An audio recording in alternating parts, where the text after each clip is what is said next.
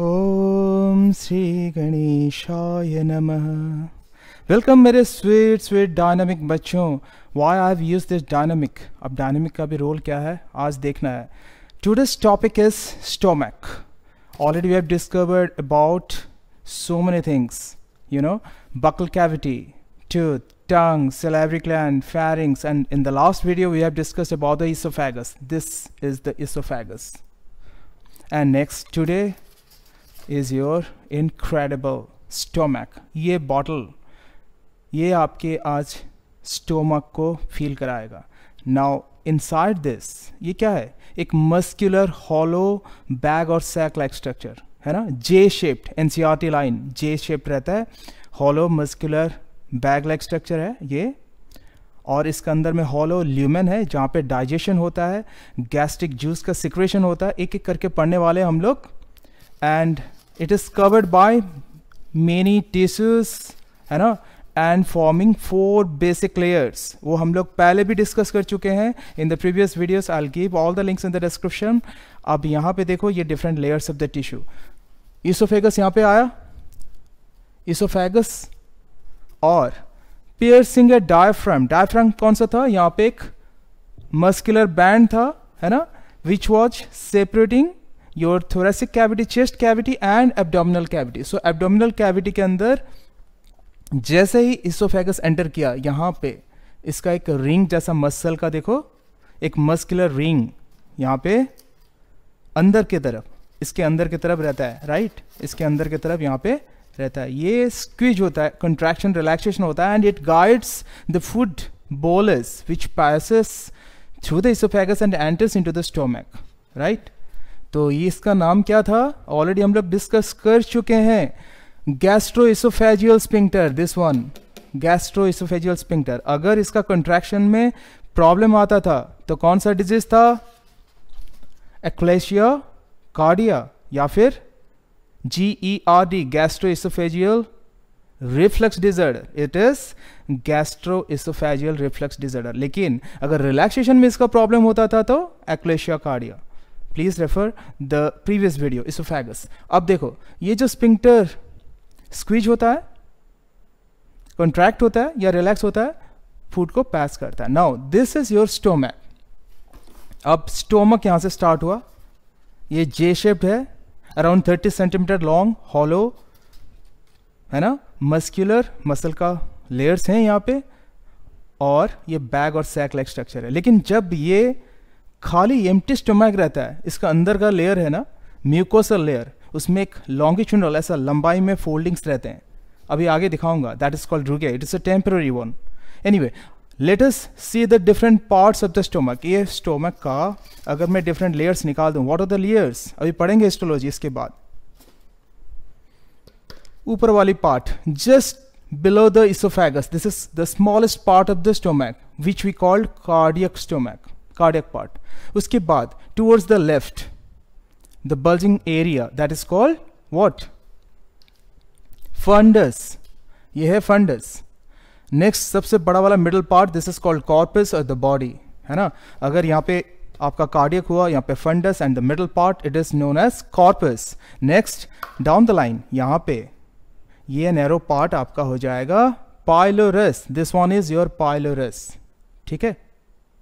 Pylorus में आगे की तरफ मतलब anterior part is pyloric antrum, यहाँ पे थोड़ा वाइडेंड है, and next narrow part, this narrow canal part is known as pyloric canal. और यहाँ पे अगेन वन मोर ओपनिंग। देखो ऊपर में एक ओपनिंग था क्या?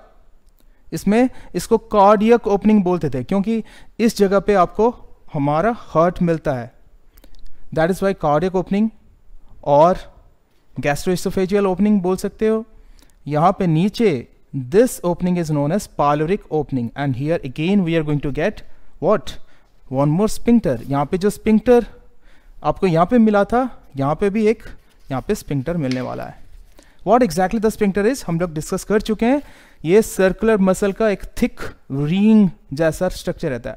ये ल्यूमेन को नैरो कर देता है ताकि फूड को पैसेज करने में इसको रेगुलेट कर सके, है ना। यहाँ पे जब खाना डाइजेशन होता है तो slowly it releases into the duodenum. Next is U shape duodenum, pyloric end leads to duodenum. ये इंटेस्टाइन में पढ़ेंगे हम लोग आगे आगे जाके, again in the next video. अब डिफरेंट पार्ट्स हमने देख लिया, cardiac, fundus, corpus of the body, pylorus, pylorus has having pyloric antrum anteriorly and posteriorly pyloric canal. These are the different body parts, right? Stomach का part. अब देखते हैं इसका histology. Histology मतलब क्या? Study of tissue, right? अगर ये stomach है, इसके अंदर में हॉलो स्पेस है, दैट इज कॉल्ड ल्यूमेन, और ये जो लेयर है अंदर का लेयर आपका, ये अंदर का लेयर क्या होता था? म्यूकोसा। और उसके ऊपर कौन सा लेयर आता था? उसके ऊपर कौन सा लेयर आता था? सबम्यूकोसा। सबम्यूकोसा के बाद क्या आता था? सबम्यूकोसा के बाद मस्क्यूलरिस, मस्क्यूलरिस एक्सटर्ना, क्योंकि और एक मसल का लेयर रहता था कहां पे? म्यूकोसा में, मस्क्यूलरिस म्यूकोसा। एक एक करके देखने वाले हैं। And final, the outer one, the final outer most layer is serosa. Let us have this on the board. यहां पे देखो, बाहर का जो लेयर है, बाहर का जो लेयर है वो आपका सेरोसा, देख पा रहे हो यहां पे? दिस इज व्हाट आपके सेरोसा। ये जो लेयर है, ये वाली लेयर, ये है सेरोसा। इसमें आपको देखो बाहर वाला एक पतला सा लेयर मिल रहा है आपको, यहाँ पे सेल्स लगे हुए हैं लेयर में। This is epithelial layer, this is epithelial layer. Squamous epithelium का बना हुआ रहता है, remember it's important, squamous epithelium. उसके नीचे एक स्मॉल क्या है? एक छोटा सा layer of areolar connective tissue है ना, दोनों मिलके ये बन गया आपका serosa. It's actually what? It's a connection of visceral peritoneum. तो विसरल पेरिटोनियम यहाँ पे इसका लेयर जो है ना बाहर का, हम लोग देख रहे हैं अभी, ये कंटिन्यूएशन है। So that is what it's forming the serosa. और बाहर में यहाँ पे देखो, स्टोमक के बाहर में यहाँ पे मैंने यहाँ पे दिखाया हुआ है सम फैटी टिश्यू, फैट का, lipid fatty tissues plus lymphatic tissue. यहाँ पे अंदर की तरफ भी देखो, ये स्टोमक का बाहर, सेरोसा के बाहर ये जमा हुआ है। And this peritoneum plus this fatty and lymphatic tissue, they form omentum. This is called omentum, pretty important. यहाँ पे देखो स्टोमक एक ग्रेटर कर्वेचर है, कर्व है, यहाँ पे लेसर कर्वेचर है, यहाँ पे क्या होगा? लेसर ओमेंटम, यहाँ पे ग्रेटर ओमेंटम, राइट? सो बाहर से अंदर हम लोग अगर जा रहे हैं स्टोमक का, क्या मिला हमें? ओमेंटम मिला, सेरोसा मिला। Next to that 4 basic layer क्या होता है? बाहर से अगर अंदर जाएंगे हम लोग, नंबर 1 सेरोसा खत्म हुआ। नेक्स्ट क्या है? मस्क्यूलरिस एक्सटर्ना या मस्क्यूलोसा। उसमें 3 लेयर आता है। नंबर 1 लॉन्गिट्यूडनल मसल, ये है लॉन्गिट्यूडनल मसल। यहाँ पे देखो मैंने डॉटर दिखाया है, क्योंकि अगर ऐसा मसल है लॉन्गिट्यूडनल, अगर ट्रांसफर सेक्शन लेंगे तो क्या होगा? ऐसा राउंड राउंड दिखेगा। सो दैट इज वाई ये मैंने डॉटर दिखाया हुआ है राउंड राउंड। ये है लॉन्गिट्यूडनल मसल का लेयर, यहाँ पे is this area, this is longitudinal muscle. उसके नीचे सर्कुलर मसल, देखो सर्कुलर मसल, यहाँ पे सर्कुलर फैशन में मसल्स लगे हुए हैं, मसल फाइबर्स। अब ये दोनों लेयर का बीच में देखो, यहाँ पे मैंने दिखाया हुआ है मायोएंटेरिक प्लेक्सस, ये इसोफेगस में भी हमने डिस्कस किया हुआ था। So myenteric plexus is also known as Auerbach plexus. What exactly this plexus is? It's a network of nerve. Nerve जो न्यूरॉन्स होते हैं उसके नेटवर्क जाल की तरह, देखो रिंग की तरह बनाया हुआ है। यहाँ पे रेड कलर में है ना, रेड कलर में हमने दिखाया हुआ है यहाँ पे मायोएंटेरिक प्लेक्सस और एयर बैच प्लेक्सस। क्यों? मायो स्टैंड्स फॉर मसल और लॉन्गिट्यूडनल सर्कुलर मसल का बीच में ये पूरा रिंग जैसा देखो यहाँ पे मायोएंटेरिक प्लेक्सस है। ये किसका ब्रांच है? आपके नर्वस सिस्टम जो है, बहुत इंपॉर्टेंट है। इसी का सब कनेक्शन लगता है, नर्वस सिग्नल से ही सब कुछ काम चलता है। And plus endocrine system, hormonal systems रहते हैं, ये दोनों बहुत इंपॉर्टेंट है। जब ब्रेन आप पढ़ोगे, स्पाइनल कॉर्ड पढ़ोगे है ना, और उसमें नर्वस सिस्टम जो पढ़ेंगे हम लोग, peripheral nervous system, central nervous system, उसमें फिर autonomic nervous system. Autonomic nervous system में 2 आते हैं, पैरासिम्पैथेटिक एंड सिम्पैथेटिक। जैसे दिन के साथ रात होता है, सुख के साथ दुख होता है, हेड के साथ टेल होता है, वैसे पैरासिम्पैथेटिक के साथ सिम्पैथेटिक होता है। पैरासिम्पैथेटिक नर्वस सिस्टम क्या होता है? क्रैनियोसैक्रल, अब 12 पेयर्स ब्रेन से निकला हुआ रहता है क्रैनियल नर्व्स, है ना। 10th cranial nerve vagus nerve, उसका जो ब्रांचिंग है यहाँ पे लगा हुआ है। हमने इसोफेगस, फैरिंग्स, टंग, टूथ हर जगह पे देखा था इसका कनेक्शन कहाँ कहाँ पे कैसे कैसे होते हैं, राइट। तो पैरासिम्पैथेटिक, वैसे सिंपैथेटिक क्या होता है, थोरैकोलिम्बर, मतलब थोरैक्स एरिया में जो स्पाइनल कॉर्ड का स्पाइनल नर्व 31 पेयर निकले हुए हैं, वहाँ पे thoracic region T1, T2, T3 like T12 तक, और lumbar region L1, L2, L5 तक रहता है। जो लंबर रीजन और थोरेसिक रीजन से सिंपैथेटिक नर्वस सिस्टम निकलते हैं, और उन्हीं का ही ब्रांचेस यहाँ पे माइंट्रिक प्लेक्सस बनाया है। ये माइंट्रिक प्लेक्सस अंदर की तरफ फिर जाके यहाँ सब म्यूकोसा में और एक देखो यहाँ पे लेयर बनाया है ना, that is called Meissner plexus. So अभी क्या देखा हमने, लॉन्गिट्यूडनल मसल, फिर circular muscle in between myenteric plexus, उसके नीचे देखो एक यहाँ पे एक सेपरेट एक स्पेसिफिक कैरेक्टरिस्टिक फीचर है इसका स्टोमक का, बहुत इंपॉर्टेंट, याद रखना। ओब्लिक मसल, ये स्ट्रॉन्गेस्ट मसल है, it helps in the churning of the food, mixing of the food inside the stomach, है ना। ये ओब्लिक मसल्स, ये 3 मसल यहाँ पे ही मिलता है। ओब्लिक मसल सिर्फ एंड सिर्फ स्टोमक में मिलता है और दूसरी जगह पे एलिमेंट्री कैनाल में नहीं मिलता है। It's a characteristic feature of stomach, remember. तो ये तीनों मसल मिला के, लॉन्गिट्यूडनल, सर्कुलर और ऑब्लिक मसल्स मिला के हमारा मस्कुलरिस एक्सटर्ना खत्म हुआ। Next down the line here this area, यहाँ से लेके यहाँ तक ये वाली एरिया हमारा सब म्यूकोसा है। एंड सब म्यूकोसा मतलब क्या, म्यूकोसा का नीचे सब म्यूकोसा, क्योंकि अंदर का लेयर जो है म्यूकोसा, तो उसके नीचे आया सब mucosa. It is rich in nerves, nerve fibres हैं, ब्लड वेसल्स हैं, arteries, veins, lymphatics, lymph vessels, ये सब भरे हुए हैं यहाँ पे सब म्यूकोसा, और इसका branching down the line mucosa में गए हैं। सब म्यूकोसा में यहाँ पे आपको मिलेंगे मिजनर प्लेक्सस, अगेन ये जो माइंट्रिक प्लेक्सस का ही ब्रांचिंग निकल के और एक रिंग जैसा नर्व का नेटवर्क बना हुआ है, देख रहे हो रेड में यहाँ पे। So this is called Meissner plexus, nerves का नेटवर्क। मस्कुलरिस म्यूकोसा, उसके नीचे ये वाली लेयर जो है मस्कुलरिस म्यूकोसा, ये मसल का स्मूथ मसल्स का बना हुआ रहता है मस्कुलरिस म्यूकोसा। उसके नीचे फिर अगेन देखो ये जो जोन है यहाँ पे, ये पूरा ये वाला व्हाइटिश जोन है, this is called lamina propria, it's a connective tissue, right, and it's having small finer branches of the lymphatics, blood vessels, nerves. Finally we have the mucosal epithelium. यहाँ पे देखो छोटे छोटे सेल्स, पूरा layer जैसा बना हुआ है यहाँ पे, है ना। ये एपिथेलियल लेयर है, सबसे inner most mucosal epithelium, and it is columnar in nature. कौन सा एपिथेलियम, कॉलमनर एपिथेलियम, बहुत इंपॉर्टेंट है, राइट। और अंदर में जो हॉलो स्पेस है दैट इज ल्यूमेन। अब देखो ये स्टोमक है, अगर इसका मैं डिफरेंट लेयर्स निकाल दूं,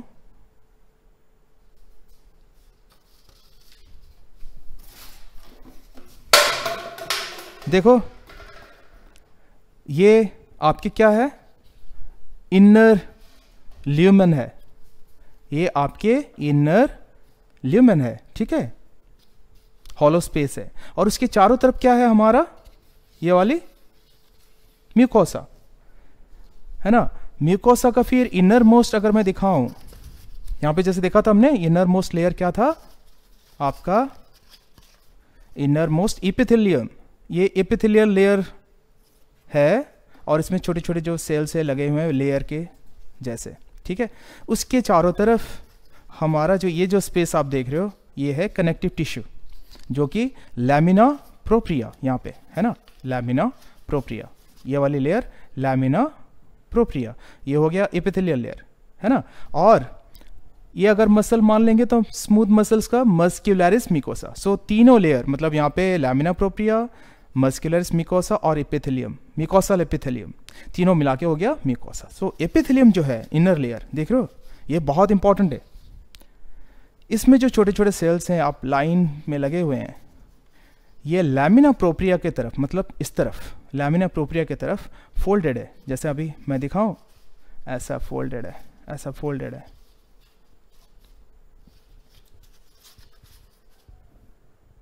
ये तो अगर यहाँ पे ऐसे गया हुआ है, देखो ये अंदर की तरफ, लैमिना प्रोप्रिया की तरफ, लैमिना प्रोप्रिया, ये जो लैमिना प्रोप्रिया है इसकी तरफ ये मुड़ा हुआ है, ऐसा फोल्डेड है। इनवैजिनेशन, इनवैजिनेशन, इन फोल्डिंग आप बोल सकते हो। तो यहाँ पे क्या हो रहा है, एक पिट आ रहा है, एक हॉलो स्पेस आ रहा है ना। यहाँ पे दिखा सकते हैं हम लोग,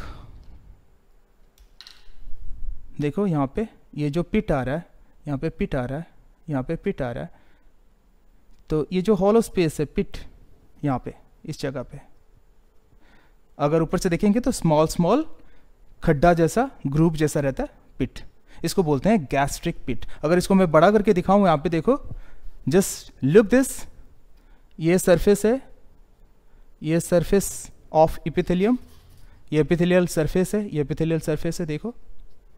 फिर यहाँ पे जो ग्रुप बना, यहाँ पे हॉलो स्पेस बना, इसको मैंने यहाँ पे दिखाया हुआ है, दिस इज कॉल्ड गैस्ट्रिक पिट। अंदर के तरफ, इसका अंदर की तरफ देखो, यहाँ पे लेयर ऑफ सेल्स गए हुए हैं, देखो लेयर ऑफ सेल्स गए हैं, लेयर्स ऑफ सेल्स गए हुए हैं, this are columnar epithelium cells, है ना, कॉलमनर एपिथेलियम अंदर की तरफ गया हुआ है।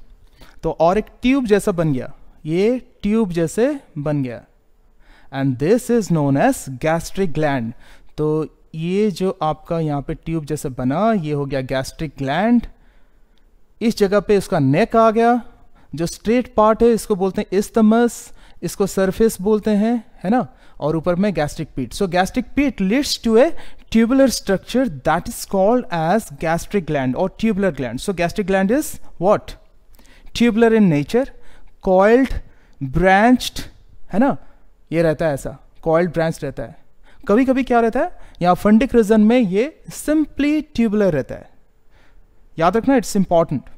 तो अगर ये ग्लैंड, ये जो म्यूकोसल ग्लैंड मिला हमें, अगर कार्डियक रीजन में मिला तो कार्डियक ग्लैंड, अगर ये फंडस रीजन में मिला तो फंडिक ग्लैंड। फंडिक ग्लैंड को ऑक्सेंटिक ग्लैंड भी क्यों बोलते हैं, आगे देखने वाले हैं।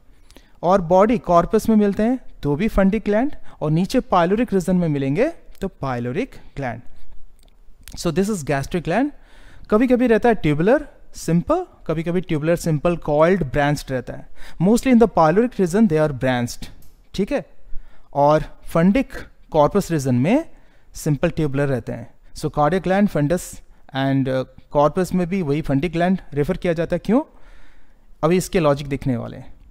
देखो पहले देख लेते हैं इसके डिफरेंट टाइप्स ऑफ सेल्स। ये जो एपिथेलियल सेल है ये मॉडिफाइड है and they form the endocrine system. Now the gland may be exocrine or may be endocrine in nature. Clear?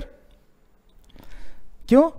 Some of the cells they secrete into the lumen. देखो यहाँ पे जो sales हैं ये directly lumen में अगर अंदर की तरफ एंजाइम्स सिक्रेट करते हैं तो इसको एक्सोक्राइन बोलेंगे। और कभी कभी क्या करते हैं ये cells, they are modified to form endocrine part. Endocrine means endo मतलब अंदर, और क्राइन मतलब सेपरेट सब। इसका जो हार्मोन सिक्रेट होते हैं, कुछ मॉडिफाइड सेल्स हैं जो हार्मोन सिक्रेट करते हैं, और वो हार्मोन क्या होता है, देखो यहाँ पे सिक्रेट हुआ तो अंदर ल्यूमेन में सिक्रेट नहीं होता है। इट्स प्रीटी इंपॉर्टेंट, रिमेंबर, ये पीछे की तरफ जाता है, मतलब लैमिना प्रोप्रिया अंदर की तरफ। देखो यहां से अगर सिक्रेट हुआ ल्यूमेन में, अगर सिक्रेट हुआ अंदर की तरफ तो एंजाइम्स एक्सोक्राइन। अगर नीचे ब्लड वेसल्स में, ब्लड में सिक्रेट होगा तो एंडोक्राइन। ब्लड में जाके फिर दूसरे और म्यूकोसल सेल को स्टिमुलेट करेंगे और उसका सिक्रेशन कराएंगे।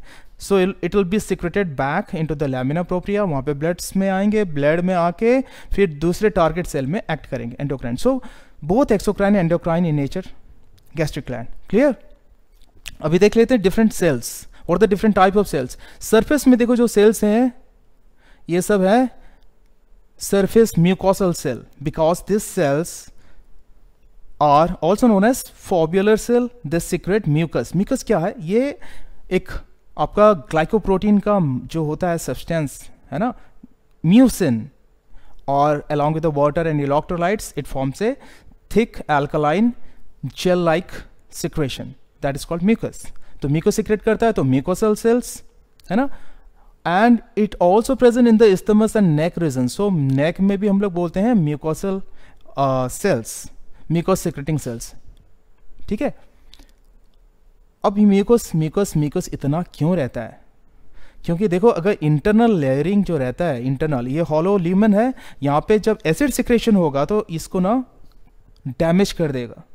उसके लिए अगर म्यूकोसा से अगर म्यूकस सिक्रेट होंगे तो म्यूकस का एक जेली लेयर यहाँ पे पूरा भरा रहेगा ताकि एसिड डिस्ट्रॉय ना कर सके और सिर्फ फूड को डाइजेस्ट करे, है ना। म्यूकस का बहुत इंपॉर्टेंस है, it protect the mucosal lining, mucosal epithelium.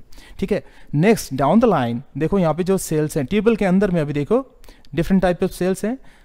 जैसे जैसे नीचे जाएंगे हम लोग, यहाँ पे मिलेगा आपको पेराइटल सेल। पेराइटल सेल, ये पेराइटल सेल क्या करता है?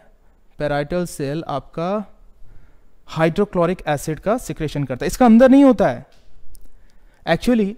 पेराइटल सेल हाइड्रोक्लोरिक एसिड अंदर से बना के रिलीज नहीं करता है। एक्चुअली क्या करता है, ये सपोज पेराइटल सेल है, it secretes H+ ion into the lumen, again chloride ion into the lumen, H+Cl- ion ये हॉलो ल्यूमेन में मिक्स हो जाते हैं और हाइड्रोक्लोरिक एसिड बनते हैं। ये बहुत इंपॉर्टेंट है, आगे देखेंगे इसका मैकेनिज्म। नेक्स्ट चिफ सेल, देखो याद रखना, parietal cell is also known as oxyntic cell और ये हाइड्रोक्लोरिक एसिड सिक्रेट करता है। Next chief cell, down the line we will see some other cells, modified cell, they are called chief cell, CHIEF, और इसको हम लोग बोलते हैं जाइमोजेनिक सेल, जाइमोजेनिक सेल या फिर पेप्टिक सेल, पेप्टिक सेल। और इसका सिक्रेशन क्या होता है? इसका सिक्रेशन आपका पेप्सिनोजेन, पेप्सिनोजेन एक प्रो एंजाइम है, इनएक्टिव एंजाइम है, बाद में हाइड्रोक्लोरिक एसिड के साथ मिलके ये एक्टिव हो जाता है और उसको हम लोग पेप्सिन बोलते हैं, जो कि बाद में यहाँ पे डाइजेशन में हेल्प करेगा। आगे आगे आएंगे इसका। तो इसके और भी सिक्रेशन होते हैं चिफ सेल में आपके, जैसे gastric lipase which is mild in nature, not properly active because it needs a pH 3 to 5 around, but acidic pH 1.2 to 2.5 रहता है। इसका आगे आगे आएंगे, जिक्र करेंगे। तो और एक क्या एंजाइम है? प्रोरेनिन। सो प्रोरेनिन, पेप्सिनोजेन, गैस्ट्रिक लाइपेज, ये तीनों सिक्रेशंस आपके चिफ सेल या फिर जाइमोजेनिक सेल से आता है। नीचे फिर बेस में आप देखोगे यहाँ पे कुछ सेल्स मिलते हैं, जैसे आपका इसको बोलते हैं, बहुत इंपॉर्टेंट है, ध्यान में रखना, argentaffin cell. Let me write here, argentaffin cell, या फिर इसको बोलते हैं एंडोक्राइन सेल। एंडोक्राइन सेल है, ये एंडोक्राइन सेल है बिकॉज दिस सीक्रेट हार्मोन्स। इसका दूसरा नाम है अर्जेंटाफिन सेल, या फिर इसको ना और एक नाम से जाना जाता है, एप्यूड सेल। याद रखना, APUD, एप्यूड सेल। क्यों इसको एप्यूड सेल बोला जाता है? Amine precursor uptake decarboxylation cell. अब होता क्या है, हमारा जो फूड में हम लोग लेते हैं different amino acids contain food, उसमें क्या होता है, इसमें ना जो बनेंगे जो हार्मोन्स जैसे हिस्टामाइन, सेरोटोनिन, है ना, इसके एमाइन ग्रुप NH2 जो ग्रुप रहता है ये बनना पड़ेगा, और जब कार्बोक्सिलिक एंड रहता है, COH ग्रुप रहता है, वहाँ से CO2 रिमूव होता है। ये केमिकल रिएक्शन है, बायोकेमिस्ट्री पढ़ोगे डिटेल जानोगे। तो अभी तो आपको आगे आगे MBBS में बहुत कुछ जानना है, समझना है। तो COO यानी COH रहता है, तो CO2 कार्बन डाइऑक्साइड जो है डीकार्बोक्सिलेशन, कार्बन डाइऑक्साइड का रिमूवल होता है, डीकार्बोक्सिलेशन, और वहाँ पे एमिनो ग्रुप NH2 ग्रुप लगता है, तो इस तरह से एमीन बनते हैं। तो ये सेल यही काम करता है और ये हार्मोन्स बनाता है। तो अर्जेंटाफिन सेल, एंटेरोएंडोक्राइन सेल या फिर एप्यूड सेल, जो भी बोलो, इनके फिर वेराइटीज हैं। यहाँ पे स्टोमक में एक मिलता है आपका G सेल, एक मिलता है D सेल, एक मिलता है ECL सेल। बहुत इंपॉर्टेंट है, ध्यान रखना। G stands for gastrin releasing cell, यहां से एक हार्मोन निकलता है gastrin. D cell delta cell, यहां से निकलता है सोमैटोस्टैटिन। इसके बाद मैं आऊंगा, इसका एक एक मैकेनिज्म बताऊंगा। ECL एंटेरोक्रोमैफिन लाइक सेल, है ना, इसको कुल्चित्स्काय सेल भी बोलते हैं, कुल्चित्स्काय सेल भी बोला जाता है। कौन सा? एंटेरोक्रोमैफिन सेल। और यहां से क्या निकलता है? यहां से दो निकलते हैं न्यूरो हार्मोन्स, हिस्टामाइन सेरोटोनिन, दो इंपॉर्टेंट हैं, यहाँ से ये निकलते हैं। ये फिर कैसे रेगुलेट करते हैं, कैसे इसका जो सिक्रेशन करते हैं ये सेल से, देखो ये जो हिस्टामाइन हो गया, सेरोटोनिन हो गया, डी सेल से सोमैटोस्टैटिन हो गया, जी सेल से गैस्ट्रिन सिक्रेशन हो गया, ये ल्यूमेन में, यहाँ पे जो ट्यूबल का ल्यूमेन में सिक्रेट नहीं होता है, ट्यूबल का ल्यूमेन में नहीं सिक्रेट होता, वो बैक साइड आता है, लैमिना प्रोप्रिया बैक साइड, यहाँ से देखो बैक साइड आता है, ब्लड में आता है, ब्लड में आके डिफरेंट सेल पे फिर एक्ट करता है। ये रिमेंबर करो, ये बहुत इंपॉर्टेंट है। और जहाँ तक सवाल है पैराइटल सेल, चिफ सेल, ये लोग क्या करते हैं, जो पेप्सिनोजेन, प्रोरेनिन, हाइड्रोक्लोरिक एसिड, ये ल्यूमेन में, यहाँ पे जो ट्यूबुलर ल्यूमेन में, ट्यूबुलर ल्यूमेन से फिर पीट दे के यहाँ से अगर सिक्रेट हुआ तो यहाँ से होके ल्यूमेन तक पहुँच जाएगा, right. So we have seen the gastric gland. Gastric gland क्या होता है, जो म्यूकोसल एपिथेलियम है उसी का ही invagination into the lamina propria, है ना, यही तो बना था। और इसके जितने सारे एपिथेलियल सेल्स थे वो मॉडिफाइड होकर डिफरेंट सेल्स बनाते थे, म्यूकोसेल्स या फिर फॉब्युलर सेल, जो कि म्यूकस सिक्रेट कर रहा था, right. Then some other cells like argentaffin cell या एंडोक्राइन सेल्स, उसमें हमने देखा था डी सेल, जी सेल, है ना, ईसीएल, एंटेरोक्रोमाफिन लाइक सेल या फिर कल्चेस्काई सेल। इसमें से फिर सिक्रेशन देखा था हमने, सोमैटोस्टैटिन, हिस्टामाइन, सेरोटोनिन, ये सब अभी देखना है पूरा टोटल मैकेनिज्म किस तरह से काम करता है। एनीवे, अब इसको ना कितने सेगमेंट में पढ़ना है, इसका जो सिक्रेशन यानी इसके अंदर जो सिंथेसिस होता है ये हार्मोन्स या एंजाइम्स, और उसका रिलीज होता है, और फिर ये क्या करता है, स्टोमक के अंदर जब फूड आता है तो फूड को डाइजेस्ट करता है। तो डाइजेशन देखना है, केमिकल डाइजेशन। मैकेनिकल डाइजेशन में क्या होता है, पेरिस्टालसिस होता है, चर्निंग ऑफ फूड होता है, और केमिकल डाइजेशन में ये एंजाइम्स, हार्मोन्स कैसे काम करते हैं वो देखना है। एंड फाइनली एब्जॉर्प्शन, जो फूड डाइजेस्टेड होने के बाद, ये तो कम्प्लीटली डाइजेस्ट नहीं होता, ड्यूडेनम में फिर जाता है, इलियम में होता है, लेकिन कुछ चीज़ें एब्जॉर्प्शंस होते हैं। सो तीनों स्टेज में हमें देखना है। So let us see different type of cells और उसका मैकेनिज्म ऑफ एक्शन। देखो, this is what the lumen, यहाँ पे जो मैंने दिखाया ट्यूबुलर ल्यूमेन, ऊपर में पिट है, आप देख रहे हो, that is expose to your actual lumen, है ना।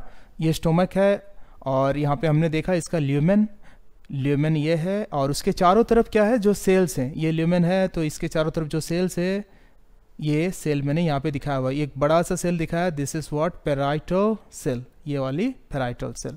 यहाँ पे मैंने दिखाया हुआ है चिफ सेल, यहाँ पे मैंने दिखाया ईसीएल, एंटेरोक्रोमाफिन लाइक सेल, यहाँ पे दिखाया है डी सेल, डेल्टा सेल, और यहाँ पे जी सेल, ठीक है। अब हम जानते हैं कि किसका क्या सिक्रेशन है। जी सेल के अंदर में ये जो ग्रैन्युल्स आप देख रहे हो, यहाँ से जो सिक्रेट हो रहे हैं, यहाँ पे जो हार्मोन सिक्रेट हो रहा है उसका नाम क्या है, gastrin, that is why G cell, gastrin releasing cell. D cell, delta cell, यहाँ से क्या सिक्रेट हो रहा है, सोमैटोस्टैटिन, ठीक है। एंटेरोक्रोमाफिन लाइक सेल, एंटेरोक्रोमाफिन लाइक सेल, इसमें से क्या निकलता है, हिस्टामाइन एंड सेरोटोनिन, ये दोनों का क्या काम है अभी देखना है। चिफ सेल, ये देखो, ये सोमैटोस्टैटिन, गैस्ट्रिन और हिस्टामाइन, सेरोटोनिन, ये क्या होता है पीछे की तरफ, मतलब अब देखो ये यहाँ पे ये था म्यूकोसल एपिथेलियम, यहाँ से पीछे की तरफ लैमिना प्रोप्रिया की तरफ जाता और ब्लड में जाके दूसरे सेल्स को वो एक्टिवेट कराता, उसका काम अभी देखने वाले हैं। लेकिन ये हो गया एंडोक्राइन पार्ट, लेकिन एक्सोक्राइन में अभी देखो चिफ सेल और पैराइटल सेल, ये दोनों सेल देखो, और म्यूकोसेल से तो म्यूकस निकलता ही है, जिसमें म्यूसिन सबसे मोस्ट इंपॉर्टेंट पार्ट है। अब देखो पैराइटल सेल से क्या निकलता है, हाइड्रोक्लोरिक एसिड, यहाँ से H+ आयन अंदर आता है ल्यूमेन के अंदर, क्लोराइड आयन भी आता है, मिलके हाइड्रोक्लोरिक एसिड बनता है। अब यहाँ पे एक इंपॉर्टेंट क्वेश्चन बन सकते हैं कि पैराइटल सेल के अंदर हाइड्रोक्लोरिक एसिड बनते हैं या ल्यूमेन में बनते हैं, ल्यूमेन में बनते हैं, क्योंकि H+ एंड क्लोराइड आयन ये सिक्रेट करता है ल्यूमेन में, राइट। अब चिप सेल क्या करता है, या फिर इसको पेप्टिक जाइमोजेनिक सेल भी हम लोग बोलते हैं, पेप्सिनोजेन, प्रोरेनिन, गैस्ट्रिक लाइपेज, ये सिक्रेट करता है। सो इन्फेंट में हमारा नॉर्मली रहता है प्रोरेनिन एंड ऑल, हमारा एडल्ट में नहीं रहता है। So pepsinogen is the basic enzyme, right. अब देखते हैं इसका मैकेनिज्म किस तरह से होता है।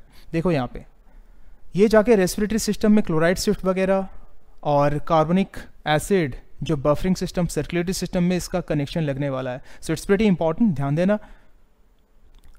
वाटर प्लस कार्बन डाइऑक्साइड मिला H2CO3, carbonic acid dissociate to form H plus and HCO3 minus, that is bicarbonate ion.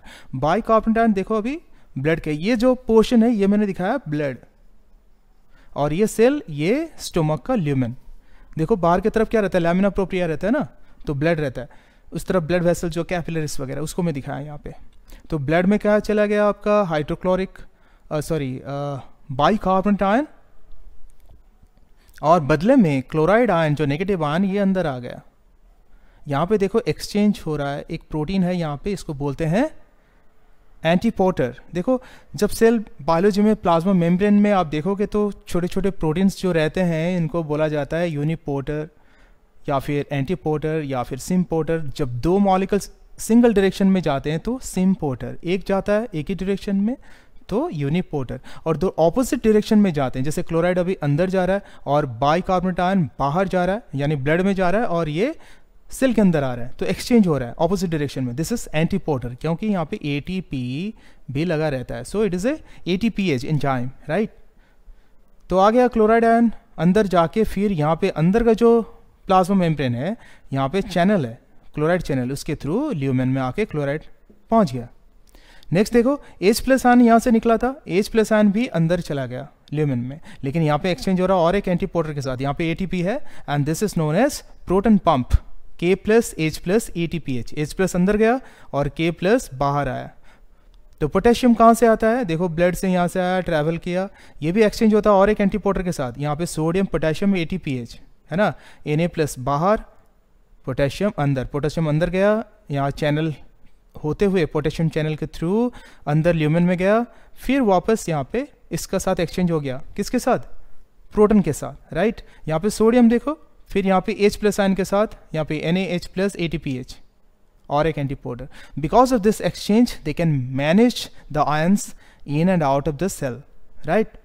ये हो गया hydrochloric acid formation by the parietal cell.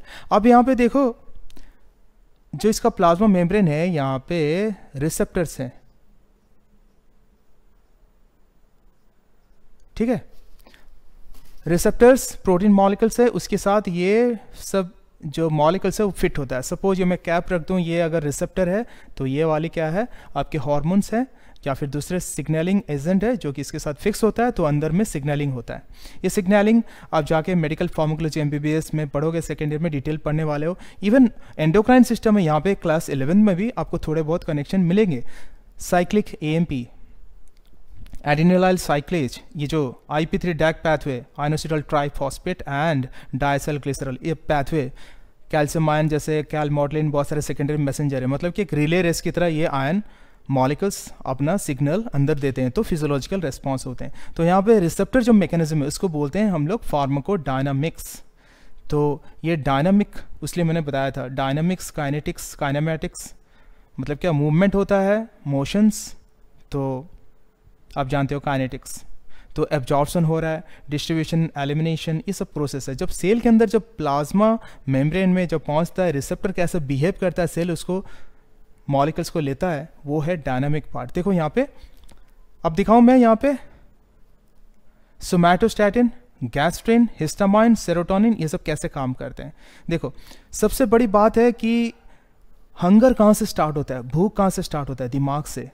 It has 3 phases. देखो सिफेलिक फेज जो कि brain से start होता है, कोई खाना हम लोग देखते हैं, टेस्ट, स्मेल, साइट, तो सिग्नल जाता है, देखो नाक से हो, आंख से हो, सिग्नल गया सेरिब्रम में, सेरिब्रल कॉर्टेक्स से हाइपोथैलेमस, यहाँ पे आता है सिग्नल, फिर मेडुला ऑब्लोंगेटा, वहाँ से देखो हमारा 12 पेयर्स क्रैनियल नर्व्स है और लुम्बर भी है, थोरेसिक भी है, डिफरेंट रीजन में देखो यहाँ पे है ना. क्रैनियल नर्व 12 पेयर गया है, राइट एंड लेफ्ट. 10th वाले को हम लोग क्या बोलते हैं, वेगस नर्व, बहुत इंपॉर्टेंट, पहले भी जिक्र कर चुके हैं हम लोग. फिर यहाँ पे थोरेसिक रीजन में T1 T12 तक ऐसा नर्व्स है यहाँ पे थोरेको, फिर लुम्बर L1 L2 ऐसा है, L5 तक. थोरेकोलुम्बर आउटफ्लो को हम लोग बोलते हैं सिंपैथेटिक. और क्रैनियोसैक्रल, नीचे जो सैक्रल रीजन है, इनको बोला जाता है पैरा सिंपैथेटिक नर्वस सिस्टम। ये ऑपोजिट काम करते हैं। पैरासिम्पैथेटिक नर्वस सिस्टम नॉर्मल काम कराता है, जबकि सिंपैथेटिक एबनॉर्मल कंडीशन में एक्टिवेट होता है। तो पैरासिम्पैथेटिक का वैगस जो कनेक्शन है, इसका जो ब्रांचेस यहाँ स्टोमक तक पहुँचा है। सो सिंपैथेटिक और पैरासिम्पैथेटिक इनका जो ब्रांचिंग है, नर्व का जितने सारे ब्रांचिंग है आके यहाँ पे फैला हुआ है, माइंट्रिक और मेजनर प्लेक्सस तक पहुँचा है। Through this signal comes, vagus nerve से आया सिग्नल, आते आते जहाँ पे यहाँ नर्व एंडिंग में माइंट्रिक और मेजनर प्लेक्सस का जो एंडिंग में पहुँचा, इसमें पैरासिम्पैथेटिक का जो नर्व एंडिंग्स, वहाँ पे छोटे छोटे सिनेप्टिक वेसिकल्स रहते हैं जहाँ से निकलता है न्यूरो हार्मोन्स। एक है आपका एसिटिलकोलिन, और भी सुनोगे आप सिंपैथेटिक सिस्टम में, nor adrenaline, adrenaline, dopamine, serotonin, बहुत सारे ऐसे न्यूरो हार्मोन्स हैं, उनका काम है ब्रेन को संभालता है, पेट में भी आता है, बहुत सारे कनेक्टिविटी है। सो न्यूरो हार्मोन्स एसिटिलकोलिन, ACH मैंने शॉर्टली यहाँ पे लिखूँ, एसिटिलकोलिन यहाँ पे आके फिक्स होता है, तो यहाँ पे क्या होता है, पेरिटल सेल को स्टिम्युलेट करता है, सिग्नलिंग करता है ताकि हाइड्रोक्लोरिक एसिड ज़्यादा से ज़्यादा बने। तो उसको मैं अभी प्लस में दिखाऊँ यहाँ पे, एसिटिलकोलिन, ठीक है, स्टिमुलेट। एसिटिलकोलिन यहाँ पे अगर आए चिफ सेल में तो ये भी इसको स्टिमुलेट करता है, मोर एंड मोर पेप्सिनोजेन बनाएगा, ठीक है। एसिटिलकोलिन यहाँ पे आए किस में, ECL, एंटेरोक्रोमोफिन लाइक सेल, तो यहाँ पे भी क्या करेगा, सेरोटोनिन और हिस्टामाइन का secretion, more and more histamine secrete कराएगा यहाँ पे, right. But serotonin has a inhibitory effect. Next चलते हैं यहाँ पे D सेल, डेल्टा सेल, यहाँ पे एसिटिलकोलिन उल्टा काम करता है, इनहिबिटरी इफेक्ट, नेगेटिव मैंने दिखाया, सोमेटोस्टैटिन को सप्रेस करता है। G सेल को एसिटिलकोलिन क्या करता है, ज़्यादा से ज़्यादा बनाता है गैस्ट्रिन। इट्स इंपॉर्टेंट, क्योंकि गैस्ट्रिन रिलीज होगा तो फूड डाइजेशन के लिए आगे काम बनेगा। ये गैस्ट्रिन यहाँ से निकला, फिर गैस्ट्रिन क्या करता है, गैस्ट्रिन ब्लड के थ्रू आके यहाँ पे बैक, यहाँ पे सोचो गैस्ट्रिन यहाँ पे फिक्स हुआ, उसके लिए रिसेप्टर है, तो फिर ये क्या करेगा, हाइड्रोक्लोरिक एसिड मोर एंड मोर यहाँ पे प्रोड्यूस कराएगा। गैस्ट्रिन यहाँ पे आ जाएगा, तो गैस्ट्रिन यहाँ पे आके चिफ सेल को भी स्टिमुलेट कराएगा, तो प्लस इफेक्ट, यानी मोर एंड मोर पेप्सिनोजेन प्रोड्यूस होगा, ताकि मोर पेप्सिनोजेन हाइड्रोक्लोरिक एसिड डाइजेशन के लिए मदद करेगा ल्यूमेन में आके। सो गैस्ट्रिन स्टिमुलेंट है, एसिटिलकोलिन स्टिमुलेंट है। हिस्टामाइन जो रिलीज हुआ कहाँ से, एंटेरोक्रोमोफिन लाइक सेल से। हिस्टामाइन, ये भी देखो हिस्टामाइन का रिसेप्टर है, यहाँ पे फिक्स होगा, तो ये भी प्लस इफेक्ट, यानी मोर पेप्सिनोजेन सिक्रेट कराएगा। और यहाँ पे अगर दिखाऊं मैं हिस्टामाइन, तो मोर हाइड्रोक्लोरिक एसिड भी यहाँ पे सिक्रेट कराएगा। लेकिन सेरोटोनिन जो है ये नेगेटिव इफेक्ट देता है। यहाँ पे अगर सेरोटोनिन में दिखाऊं, सेरोटोनिन नेगेटिव इफेक्ट है, सेरोटोनिन हाइड्रोक्लोरिक एसिड को कम कराता है। यहाँ पे प्रोस्टाग्लैंडिन आए तो भी ये नेगेटिव इफेक्ट दिखाता है। And more importantly this somatostatin, pH का बहुत इंपॉर्टेंट रोल है। जब देखो स्टोमक के अंदर में हाइड्रोक्लोरिक एसिड इतना बन रहा है, तो पीएच धीरे धीरे क्या होगा, 1.5 तक चला जाएगा, 1.2 तक चला जाएगा, highly acidic, because gastric juice जो रहता है यहाँ, इसका पीएच कितना है, 1.2 to 2.5 रहता है, हाईली एसिडिक कंडीशन, ठीक है। जब 3 के ऊपर जाता है, यहाँ पे सोमेटोस्टैटिन ज़्यादा से ज़्यादा रिलीज होता है, डी सेल स्टिमुलेट होता है। जब 1.5 के नीचे जाता है, सोमेटोस्टैटिन ज़्यादा जाता है, क्योंकि somatostatin is a inhibitory.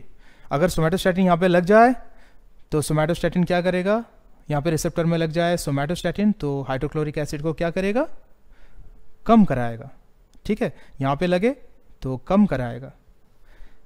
PH के ऊपर डिपेंडेंट है, it forms a negative feedback loop. Here I have shown some stimulate और stimulatory effect of acetylcholine, gastrin and GRP, है ना। ये भी नर्व एंडिंग से आता है। It is acting like gastrin releasing peptides, it is called as histamine, ये stimulant है। और पीएच कैसे कंट्रोल किया, अगर 1.5 से नीचे गया तो गैस्ट्रिन को क्या करता है, कम कराता है, अगर 3 से ऊपर जाता है तो गैस्ट्रिन को बढ़ाता है। So that is how the negative feedback loop it controls और रेगुलेट्स द सिक्रेशंस। और इनहिबिटरी में सोमेटोस्टैटिन और सेरोटोनिन, ये दोनों याद रखना। जब फूड का डाइजेशन होगा उसके बाद हम आएंगे इसका जो ड्यूडेनम का इफेक्ट, तो ये आपको समझ में आ गया। I hope you enjoyed this mechanism. Again you are going to enjoy in MBBS once more. अब देखो, इतना हाइड्रोक्लोरिक एसिड, पेप्सिनोजेन और बाकी चीज़ें, वाटर, इलेक्ट्रोलाइट मिल के एक जूस स्टोमक के अंदर सीक्रेट होता है। कब होता है, देखो 30% गैस्ट्रिक जूस। अब गैस्ट्रिक जूस क्या होता है, गैस्ट्रिक जूस है mixture of what, water around 99.5%, 0.2 to 0.3% hydrochloric acid, sodium, potassium, magnesium, bicarbonate, sulfate, all this electrolytes, pepsinogen, renin, fluorenin I think, जो inactive form है proenzymes, और पेराइटल सेल से जो हाइड्रोक्लोरिक एसिड निकलता है उसके साथ और एक फैक्टर निकलता है कैसल इंट्रिंसिक फैक्टर। बहुत बहुत इंपॉर्टेंट है, याद रखना, इसमें बहुत क्वेश्चन पूछा जाता है। कैसल इंट्रिंसिक फैक्टर, ये भी मिलके आपका टोटल गैस्ट्रिक जूस का कॉम्बिनेशन बनता है। Per day 1.5 to 2 litre around gastric juice secrete होता है और वो डाइजेशन में मदद करता है। तो यहाँ पे फूड आ गया कहाँ से, बोलस, इसोफेगस डाउन होके यहाँ पे आ गया, गैस्ट्रोइसोफेजियल स्फिंक्टर रिलैक्स होगा, फूड आ जाएगा, फिर फूड के ऊपर क्या होगा, ये सब गैस्ट्रिक जूस एक्ट करेगा, डाइजेशन कराएगा। डाइजेशन इसके बाद देखने वाले हैं। तो सिफेलिक फेज में 30% गैस्ट्रिक जूस सीक्रेट हो जाता है। जब हम लोग सोचते हैं समझते हैं, यहाँ पे स्टार्ट हो जाता है कहाँ से, सेरेब्रल कॉर्टेक्स से, hypothalamus, medulla oblongata, vagus nerve, myenteric plexus होते हुए ये सिग्नलिंग होगा। सो दो कंट्रोल करता है, एक है nervous control, neural control, acetylcholine आके कराता है, दूसरा आपके जितने न्यूरो हार्मोन्स हैं या कुछ लोकल हार्मोन्स हैं ये मिलके, जैसे देखा हिस्टामाइन, सेरोटोनिन, सोमैटोस्टैटिन, गैस्ट्रिन, ये आपके कंट्रोल करते हैं। सेरोटोनिन का बहुत इंपॉर्टेंट इफेक्ट है, जैसे smooth muscle and blood vessel का कॉन्ट्रैक्शन करता है, मोटिलिटी एंड जो आपके स्पिंक्टर से उसका कॉन्ट्रैक्शन रिलैक्सेशन उसको भी कंट्रोल करता है। आगे आगे बहुत सारे पढ़ने वाले हो। सेरोटोनिन ब्रेन का एक हैप्पी हार्मोन में कंसिडर किया जाता है, हमारा जो मूड स्विंग होता है उसके लिए बहुत सारे इफेक्ट हैं ये सब। Neuro hormones, nervous system is very fast. अब देखा हमने यहाँ पे दो रिफ्लेक्स एक्शन होता है, एक लॉन्ग रिफ्लेक्स, एक शॉर्ट रिफ्लेक्स। जब यहाँ पे स्टोमैक से क्या होता है, एफरेंट या सेंसरी नर्व सिग्नल लेके जाता है ब्रेन तक, मेडुला ऑब्लंगेटा, और वहां से एफरेंट में फिर वापस आता है, ये रिफ्लेक्स एक्शन है लॉन्ग। या फिर स्टोमैक से आपका जो सिग्नल है, जो एफरेंट नर्व्स लेके जाता है माइंट्रिक प्लेक्सस तक, और माइंट्रिक प्लेक्सस से फिर वापस आता है, ये शॉर्ट रिफ्लेक्स है। तो ये सिग्नल जाता है और आता है कैसे, एफरेंट में जाता है या सेंसरी में जाता है, मोटर में आता है, वेगस तक जाता है, मेडुला ऑब्लंगेटा तक, तो लॉन्ग रिफ्लेक्स, माइंट्रिक प्लेक्सस से वापस आ जाता है, तो शॉर्ट रिफ्लेक्स है ना। ये कैसे काम करता है, जैसे देखो, पहले सिफेलिक फेज तो हो गया, सेंस जो हमारा स्मेल, टेस्ट, साइट से सिग्नल गया और मोटर वेगल नर्व से आके यहाँ पे माइंट्रिक मेजनर प्लेक्सस स्टिमुलेट हुआ, एसिटाइलकोलिन ये हार्मोन सीक्रेट हो गया, हाइड्रोक्लोरिक एसिड, पेप्सिनोजेन, ये सब सीक्रेट हो गया, गैस्ट्रिक जूस बन गया। ठीक है, तो गैस्ट्रिक जूस 30% अभी सीक्रेट हो गया। उसके बाद जब खाना इसके अंदर आया, स्टोमक के अंदर आया, भरता गया, डिस्टेंट होगा, ये जो फंडस पार्ट देख रहे हो आप, ये बहुत डिस्टेंट होगा, ये फूलेगा, है ना, बॉडी पार्ट फूलेगा, डिस्टेंट होगा। That is why stomach is the most distended part of the alimentary canal. होने के बाद क्या होगा, यहाँ पे स्ट्रेच रिसेप्टर्स रहते हैं वॉल में, ये स्ट्रेच होगा तो केमिकल रिसेप्टर्स हैं, स्ट्रेच रिसेप्टर्स हैं, ये सिग्नल यहाँ से देगा, यहाँ से नर्व सिग्नल जाएगा आपका through efferent nerves, may be up to the myenteric plexus, या फिर मेडुला तक जाएगा, मेडुला ऑब्लंगेटा तक, और थ्रू द रिफ्लेक्स फिर मोटर नर्व्स आएगा, मोटर नर्व्स इसको सिग्नलिंग कराएंगे, ये सिक्रेशन और बढ़ता जाएगा। अराउंड 60% ऑफ गैस्ट्रिक जूस अभी गैस्ट्रिक फेज में बढ़ने वाला है। तो यहाँ पे क्या होता है, more and more gastrin secretion होगा because of this stretch receptor and food feeling inside the stomach. ठीक है, तो इसमें एक जो फूड पार्टिकल्स है ना, कुछ कुछ डाइजेस्ट होना चालू हो जाते हैं। So partially digested food and this hydrochloric acid, pH, all together they stimulate this process. ठीक है, more and more gastrin secretion, more and more acid secretion, so more and more digestion. And intestinal phase, when the food from the pylorus to the duodenum it moves, जब जाएगा तो duodenal फिर wall में secretion होगा। There is a reflex that is called enterogastric reflex, बहुत important है। It stimulate sympathetic system, ताकि क्या होगा, यहाँ पे पाइलोरिक कंट्रैक्शन होकर जो जाता होगा उसको कंट्रोल करेगा, पाइलोरिक स्फिंक्टर यहाँ पे कंट्रोल होंगे, ताकि धीरे धीरे छोटे छोटे अमाउंट में फूड जाएगा डियोडेनम में। अब जो यहाँ पे फूड गैस्ट्रिक कंटेंट के साथ मिक्स हो गया उसको बोलते हैं chyme. It's very very important. What is chyme? the bolus, food bolus, which came to the stomach from the esophagus and mixed with acidic content. तो bolus plus gastric juice is equal to chyme. It's acidic in nature, है ना, और धीरे धीरे ये semi liquefied हो जाएगा और धीरे धीरे डियोडेनम में जाएगा. जब डियोडेनम में जाएगा वहाँ पे देखो कुछ फैक्टर्स हैं, जैसे वैसोएक्टिव एजेंट्स हैं, कोलेसिस्टोकाइनिन, है ना, यहाँ पे GIP, glucose dependent insulinotropic peptide, enterogastric reflex, ये सब फैक्टर रिलीज होंगे और इसको फिर they will give a inhibitory effect. तो गैस्ट्रिक कंटेंट को, गैस्ट्रिक सिक्रेशन को थोड़ा कम कराएंगे, बट स्टिल क्योंकि कुछ तो एसिडिक कंटेंट होगा उसको 10% अराउंड डाइजेस्ट कराएंगे लास्ट में. सो 3 phases, cephalic, gastric and intestinal phases. Now will see about the digestion. But listen, यहाँ पे और भी कुछ हॉर्मोन्स है, जैसे ग्रेलिन है जो हंगर हॉर्मोन्स है, जो हमारा भूख किसी चीज़ के लिए हम क्रेव करते हैं ना, ice cream, this that, so many चीज, तो ग्रेलिन सीक्रेट होता है. ये स्टोमक में और भी कितने सारे हॉर्मोन्स हैं. लेप्टिन है उसका ऑपोजिट में, मतलब कि भूख कमाने के लिए. ऑबिस्टैटिन जो कि हमको एक सेटिस्फेक्शन देता है, हाँ चलो खा लिया, तृप्त हो जाते हैं, है ना, कुछ खाने के बाद मीठा हो जाए, लाइक दैट.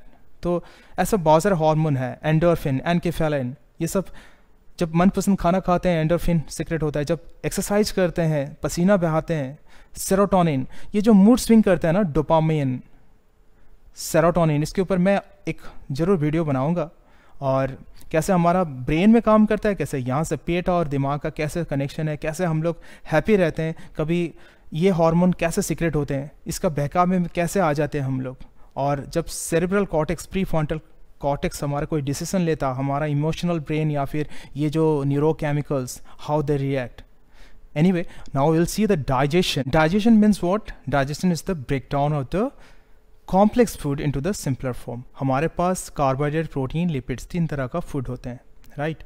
मेरा जो पहला वाला वीडियो है वहाँ पे मैंने मेंशन किया हुआ है. I will give the link in the description. You go through the basic digestion and absorption concept. अब यहाँ पे जो स्टोमक है, स्टोमक में it is the main site for protein digestion. Protein हमारे यहाँ ब्रेकडाउन होता है. तो एक है मैकेनिकल डाइजेशन, जहाँ पे पेरिस्टालसिस होता है, चर्निंग ऑफ द फूड होता है, जो हमने देखा था वॉल था, मस्कुलरिस मिकोसा. फिर जो मस्कुलरिस एक्सटर्ना, जो सबसे ज़्यादा रोल, वाइटल रोल प्ले करता है ना मैकेनिकल डाइजेशन, जो ओब्लिक मसल्स था, चर्निंग ऑफ द फूड होता है. और जैसे ही हाइड्रोक्लोरिक एसिड सिक्रेट होता है, हाइड्रोक्लोरिक एसिड सिक्रेट होता है और पेप्सिनोजेन अदर एंजाइम्स के साथ मिलके गैस्ट्रिक जूस बनता है. देखो यहाँ पे स्टोमक में, यहाँ पे फूड आया, this is what bolus. Bolus enters into the stomach. फिर क्या हो रहा है, सिपेलिक गैस्ट्रिक फेज में आपका मोर and more hydrochloric acid, pepsinogen, ये सब सीक्रेट हुआ in the form of gastric juice. फिर फूड और गैस्ट्रिक जूस मिल गया, डाइजेशन स्टार्ट हो रहा है. देखो हाइड्रोक्लोरिक एसिड आपका pH बना दिया 1.2 to 2.5, highly acidic medium. In that the pepsinogen, ये जो एंजाइम था inactive, it's a pro enzyme. ये क्या है, प्रो एंजाइम या फिर इनएक्टिव है. अब ये मोती का बंडल की तरह, मोती का माला का जो बंडल की तरह मैं दिखाया था, है ना.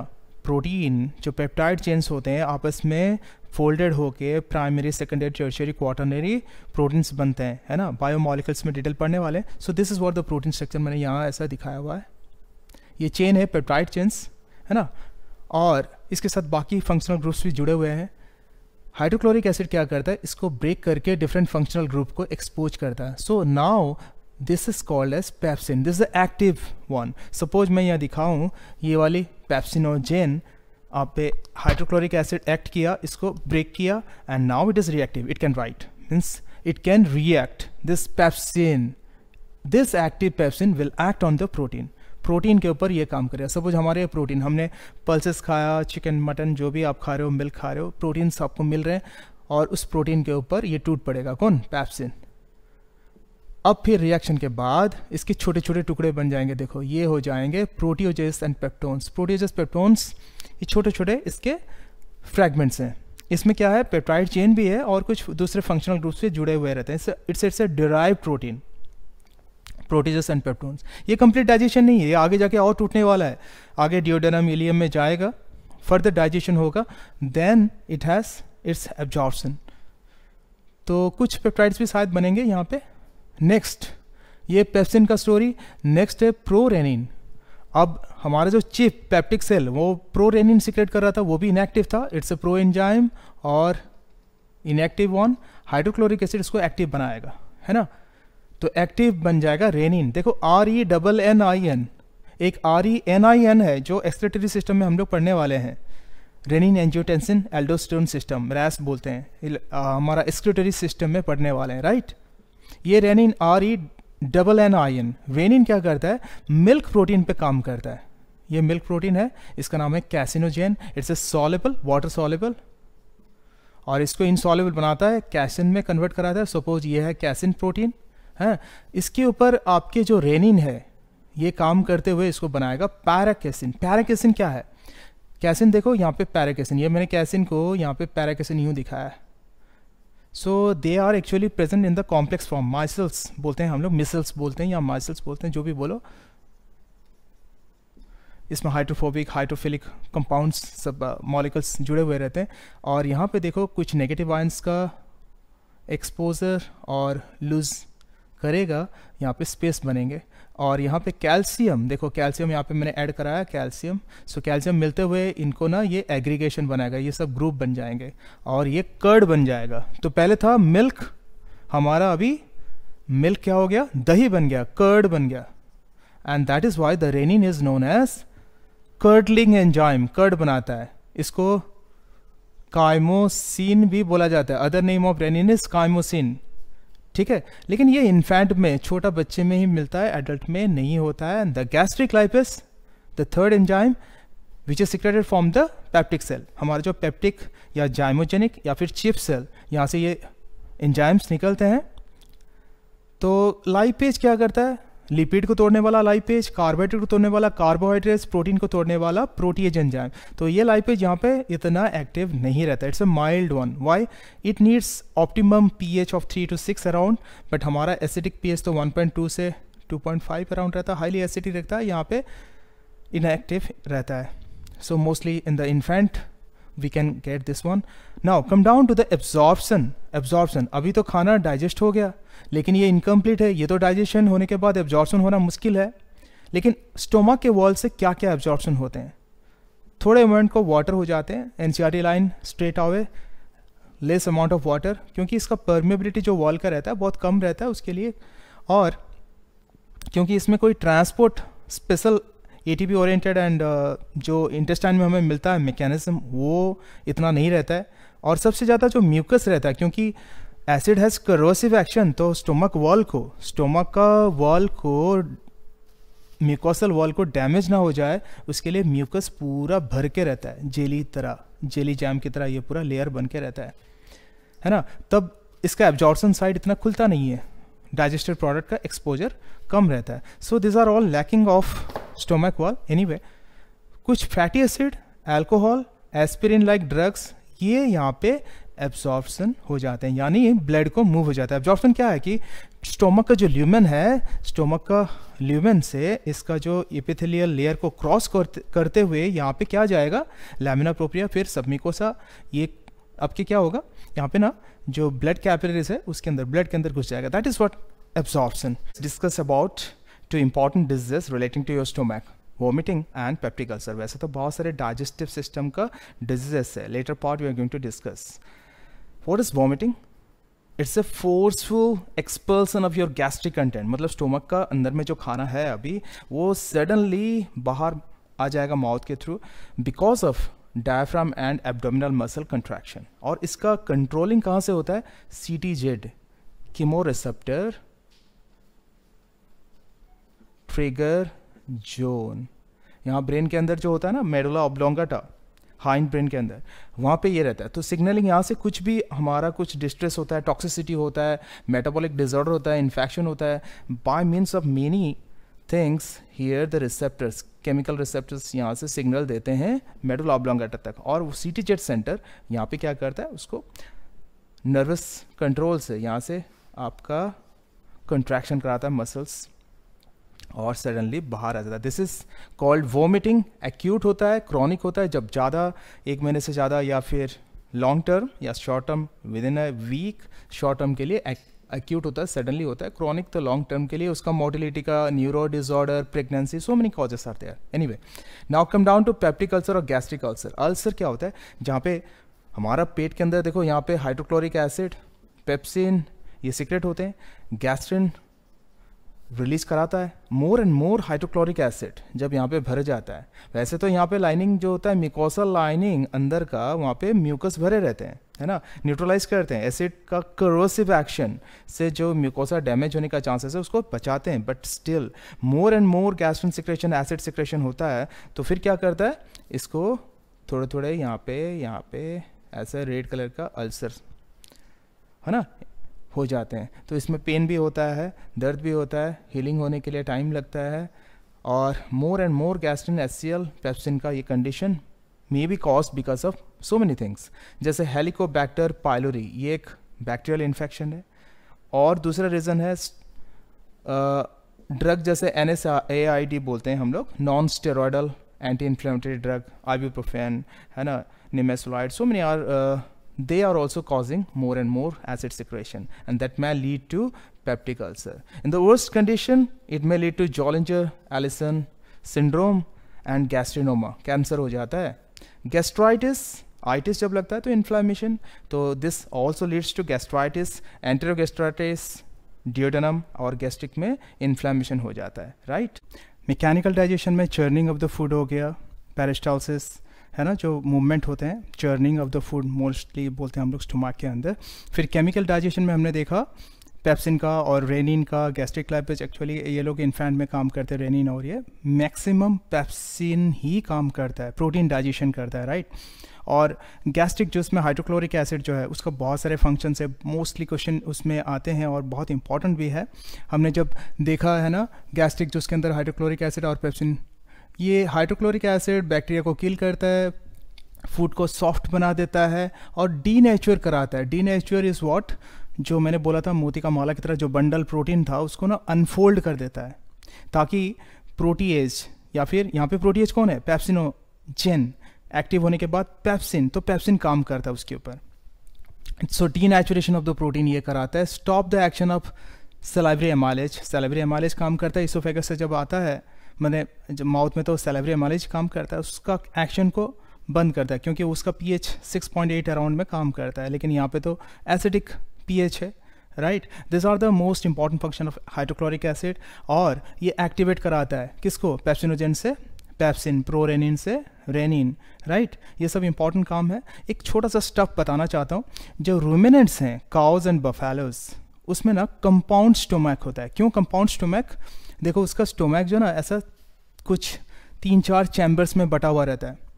पहला वाला देखो छोटा वाला रेटिकुलम रहता है, उसके नीचे बड़ा सा र्यूमेन रहता है, ओमेसम, एबोमेसम, 4 ऐसा रहता है। रेटिकुलम और र्यूमेन में क्या रहता है, जब फूड आता है वो लोग ना घास वास जो ग्रीन खाते हैं ना घास, उसमें सेल्यूलोज होता है। सेल्यूलोज को डाइजेस्ट करने के लिए उसके पास सेल्यूलेज एंजाइम चाहिए, जो कि यहाँ पे वो बैक्टीरिया को हार्बर कराता है। सो एक बैक्टीरिया है, नाम क्या है, Ruminococcus, they are getting harboured inside this, so that वो लोग च्यू करता है, फिर लेके जाते हैं र्यूमेन में, स्टोर करते हैं, फिर दोबारा लाते हैं, फिर च्यू करते हैं, और यहाँ पे सेल्यूलोज को डाइजेस्ट करने के लिए सेल्यूलेज एंजाइम ये बैक्टीरिया बनाता है। और ओमेसम क्या करता है, वाटर बाइकार्बोनेट्स ये इसको एब्जॉर्ब कराता है। And the true stomach is your abomasum, why they secret hydrochloric acid gastric juice. True stomach कब बोलते हैं, जब हाइड्रोक्लोरिक एसिड या फिर जो गैस्ट्रिक जूस हमारे जो पेप्सिनोजेन, पेप्सिन सीक्रेट करते हैं ना, तो फिर उसको ट्रू स्टोमक बोला जाता है। ये एक छोटा सा स्टेप है। Let us see some questions. देखो नीट 2016 का questions, cells secrete hydrochloric acid, कौन सा, parietal cell, acidic cell, chief cell, सोचो इसको बेसिक बोल देते हैं, basic cell. So which one is the answer, parietal cell या फिर ऑक्सेंटिक सेल। इतना सारा हमने पढ़ा है, पैराइटल सेल, ऑक्सेंटिक सेल, कैसा हाइड्रोक्लोरिक एसिड होता है, secretion. Gastric cells indirectly helps in erythropoiesis. अब इसका मैंने नहीं बताया था, क्या है उसका आंसर, देखो जो हाइड्रोक्लोरिक एसिड के साथ पैराइटल सेल और एक चीज सीक्रेट करता है, क्या है नाम उसका? Intrinsic factor. इसको बोलते हैं कैसल इंट्रिंसिक फैक्टर। ये ग्लाइकोप्रोटीन है। Glyco stands for carbohydrate portion, protein के साथ ये जुड़ा रहता है कार्बोहाइड्रेट पार्ट, तो इससे complex protein, glycoprotein intrinsic factor. ये क्या करता है? विटामिन B12 के साथ कॉम्प्लेक्स बनाता है, इसको प्रोटेक्ट करता है और इसको लेके जाता है आगे ड्यूडेनम इलियम तक। इलियम में इसका एब्जॉर्प्शन होता है, किसका? विटामिन B12 का। अगर ये इंट्रिंसिक फैक्टर ना रहे, कहाँ से निकलता है? Pretty important, remember, parietal cell और ऑक्सेंटिक सेल। हाइड्रोक्लोरिक एसिड के साथ intrinsic factor, Castle intrinsic factor भी सीक्रेट होता है और ये विटामिन B12 के साथ मिक्स होके, कंबाइन होके इलियम में जाके एब्जॉर्ब होता है, ब्लड में चला जाता है। और विटामिन B12 का बहुत सारा काम है, DNA सिंथेसिस से लेके बहुत सारे फंक्शंस, जैसे एरिथ्रोपोइसिस, RBC जो रेड ब्लड कॉर्पसेल्स है उसका फॉर्मेशन में हेल्प करता है। अगर ये नहीं रहे तो विटामिन B12 नहीं रहेगा, अगर वो नहीं रहे तो एरिथ्रोपोइसिस नहीं रहेगा, माने RBC नहीं बनेगा, तो एनीमिया होता है, पर्निशियस एनीमिया। ये जाके सर्कुलेटरी सिस्टम में वंस अगेन हम लोग पढ़ने वाले हैं, तो आंसर यहाँ पे मिल जाएगा। Gastric cells indirectly helps in the erythropoiesis. कौन सा cell? Parietal cell. Parietal cell में क्या होता है? इंट्रिंसिक फैक्टर निकलता है और ये विटामिन B12 का एब्जॉर्ब कराता है, which is indirectly responsible for erythropoiesis. Next, infant gastric juice contains, क्या क्या रहता है इन्फेंट में? जानते हैं हम लोग, क्या है? देखो आंसर क्या होगा? न्यूक्लियस नहीं, यहाँ से तो कट गया, छोड़ो। अब यहाँ चले, रेनिन लगता है बट पेप्सिनोजेन नहीं होगा, यहाँ पे एमाइलेस ये नहीं होगा, कौन सा होगा फिर? सोचो, बहुत इजी है। ये होगा मैल्टेज? नो। ये होगा रेनिन, तो लगता है, हाँ यार रेनिन लगता है, रेनिन तो यहाँ पे भी है, यहाँ पे भी है। फिर लाइपेज, हाँ गैस्ट्रिक लाइपेज, रेनिन। और पेप्सिनोजेन, यहाँ पे एमाइलेज, एमाइलेज तो बिल्कुल नहीं है। न्यूक्लियस यहाँ पे कट गया, तो आंसर क्या होगा यहाँ पे? पेप्सिनोजेन, रेनिन और लाइपेज, तो ये वाली होगी, राइट। क्योंकि जो रेनिन होता है तो इन्फेंट में हमारा रहता है, गैस्ट्रिक लाइपेज, और पेप्सिनोजेन तो रहेगा ही है, ये तो कॉमन है ना, गैस्ट्रिक जूस में रहता है। Find the wrong statement. Wrong statement कौन सा है ढूंढना है। Gastric juice stops the action of ptyalin and contains 99.5% water. ठीक है, ये तो करेक्ट है। टाइलिन का एक्शन, ptyalin means salivary amylase. Salivary amylase का काम माउथ कैविटी से होके नीचे इसोफेगस तक जाता है, फिर जब स्टोमक में जाता है एसिडिक कंटेंट बनता है, pH रिड्यूस होता है, तो बिकॉज ऑफ गैस्ट्रिक जूस, और ये इसका सेलेब्री एमाइलेज का काम को बंद कर देता है। So it's a right statement, it's not a wrong statement, it's a right statement. Then temporary wrinkles of the mucosa are rugae. Rugae बहुत इंपॉर्टेंट है। हमने जो देखा था स्टोमक का जो म्यूकोसा था, इनर वाला एपिथेलियम, फिर लैमिना प्रोप्रिया और बाहर वाला मस्कुलरिस म्यूकोसा, ये पूरा का पूरा म्यूकोसा एक फोल्डिंग, ये देखो लॉन्गिट्यूडनल फोल्डिंग, देखा ये फोल्ड है, लॉन्गिट्यूडनल फोल्डिंग्स, ट्रांसवर्स काटेंगे तो यूँ दिखता है।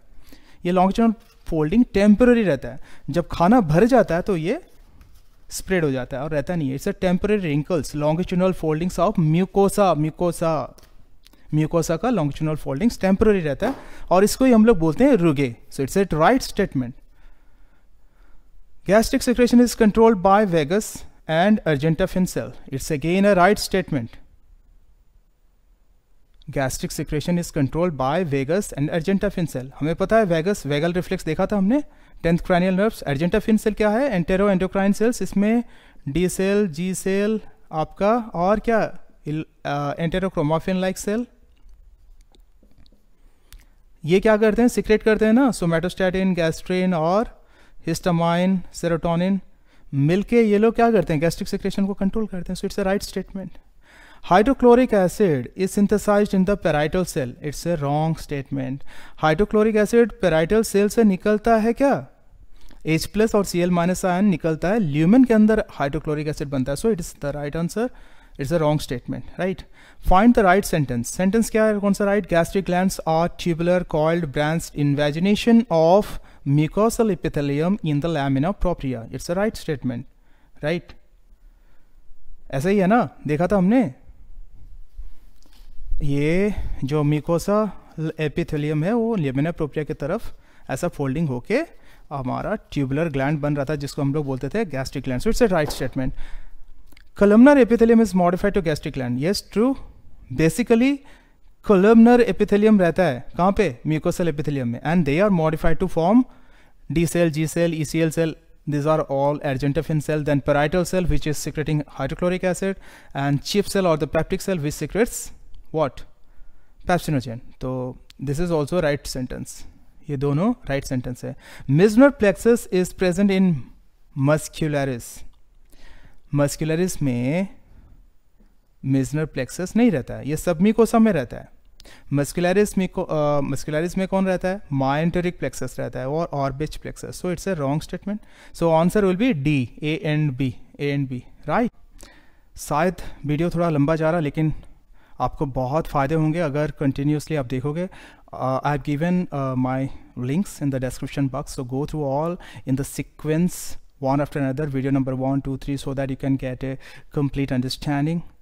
So please like, share, subscribe, and please keep loving me, encouraging me. And in the next video we are going to discuss about the duodenum.